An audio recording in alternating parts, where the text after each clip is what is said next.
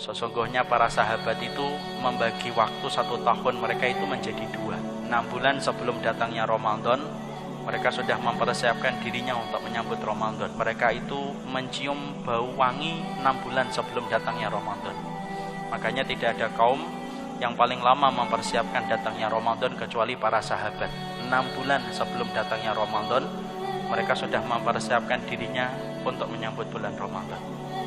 Kemudian mereka membagi 6 bulan sisanya setelah mereka masuk Ramadan, yaitu adalah bagaimana mereka berdoa supaya amalan mereka di bulan Ramadan diterima oleh Allah. Kenapa para sahabat itu mempersiapkan sampai 6 bulan sebelum datangnya Ramadan? Ketika mereka mempersiapkan amalan yang mereka lakukan di bulan Ramadan, ya karena mereka tahu keutamaan Ramadan itu begitu besar, dan sesungguhnya keutamaan itu tidak bisa ditebus dengan persiapan ala kadarnya dan apa adanya.